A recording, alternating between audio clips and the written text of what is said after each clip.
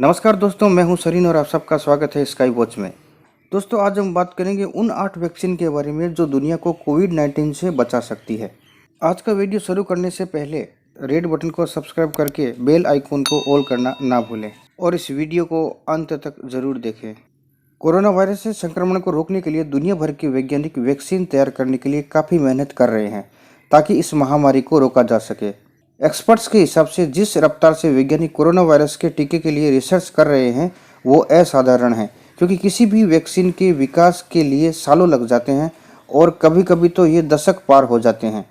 हाल ही में जिस Ebola vaccine को मंजूरी मिली है उसके विकास में 16 साल का वक्त लग गया था।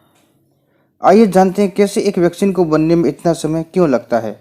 क्योंकि वैक्सीन के विकास की प्रक्रिया कई चरणों से होकर गुजरती है। पहले फेज लेबोरेटरी में होता है, उसके बाद जानवरों पर परीक्षण किया जाता है।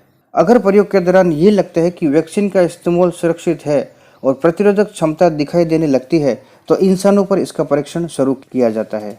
इंसानों पर परीक्षण की प्रक्रिया भी 3 चरणों में पूरी होती है। फिलहाल अच्छी बात यह है कि महज 3 महीनों के भीतर कोविड-19 की वैक्सीन पर काम कर रही 155 रिसर्च टीमों में से 8 इस मुकाम पर पहुंच गई है, जिसे एक बहुत बड़ा लक्ष्य माना जाता है, और वो है इंसानों पर परीक्षण, क्लिनिकल ट्रायल। आइए जानते हैं कि किन किन देशों में कोविड-19 वैक्सीन को बनाने का दावा किया है। सबसे पहले बात करते हैं इजराइल की। इजराइल के रक्षा मंत्री का कोविड-19 वैक्सीन बनाने का दावा किया है। विश्व में इस महामारी के बीच इजराइल के रक्षा मंत्री नफ्ताली बेनेट ने दावा किया कि देश के मुख्य जैविक अनुसंधान संस्थान के वैज्ञानिकों ने कोरोना वायरस के लिए एक एंटीबॉडी विकसित करने में महत्वपूर्ण सफलता हासिल की है। यह एंटीबॉडी वायरस पर अटैक करता है और उसे शरीर में बेअसर कर देता है। उनके बयान के अनुसार एंटीबॉडी को विकसित करने का काम पूरा हो चुका था और संस्थान इसे पेटेंट करने की प्रक्रिया में है। अब बात करते हैं दोस्तों इटली की। हाल ही में इस वायरस की मार झेल रही इटली ने दावा किया है कि उसने कोविड-19 की पहली वैक्सीन बना ली है। इस वैक्सीन को रोम में स्प्लेंजानी हॉस्पिटल में टेस्ट किया गया है। एक टीके के बाद चूहे की एंटीबॉडी से विकसित ये मानव कोशिकाओं के संक्रमण को रोक सकता है। अब बात करते हैं ब्रिटेन के दावे की। ब्रिटेन में चल रहे प्रयोग CHAdOx1 वैक्सीन के। ऑक्सफोर्ड यूनिवर्सिटी में CHAdOx1 वैक्सीन को विकसित किया जा रहा है। यूरोप में पहला क्लिनिकल ट्रायल 23 अप्रैल को शुरू हुआ था। ऑक्सफोर्ड की टीम चिंपैंजी से लिए गए एडोना वायरस के कमजोर वर्जन का इस्तेमाल कर रही है। अब बात करते हैं अमेरिका के 2 बड़े प्रोजेक्ट्स के बारे में। mRNA-1273 vaccine. अमेरिका के मैसाचुसेट्स में स्थित बायोटेक्नोलॉजी कंपनी मॉडर्ना थेराप्यूटिक्स ऐसी वैक्सीन बना रही है जो इंसानों की इम्यूनिटी यानी प्रतिरोधक क्षमता को कोरोना वायरस से लड़ने के लिए प्रशिक्षित करेगी। यह वैक्सीन कोरोना वायरस को शरीर में फैलने से रोकेगी। इसके लिए वैज्ञानिकों ने कोरोना का जेनेटिक कोड तैयार किया है।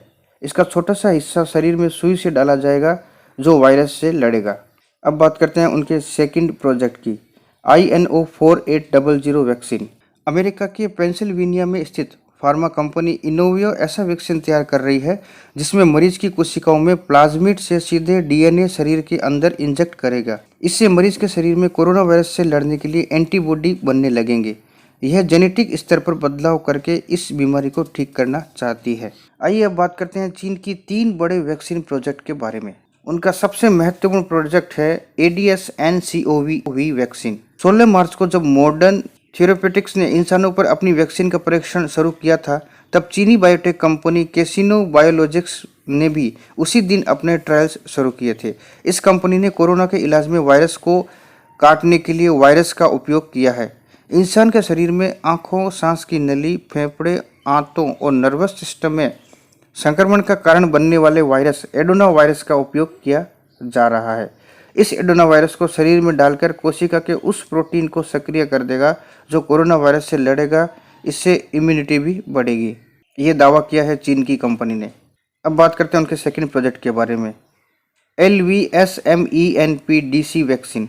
चीन के शेंजेन जीनो इम्यून इंस्टीट्यूट ने एक वैक्सीन तैयार की है जो HIV के लिए जिम्मेदार वायरस लेंटी वायरस पर आधारित है। इस कंपनी ने उन कोशिकाओं की मदद ली है जो प्रतिरोधक क्षमता को सक्रिय करती है। ये कोशिकाएं शरीर में बाहरी वायरस के आते ही सक्रिय हो जाती है और उस पर हमला कर देती है। इसके हमले से वायरस निष्क्रिय हो जाता है।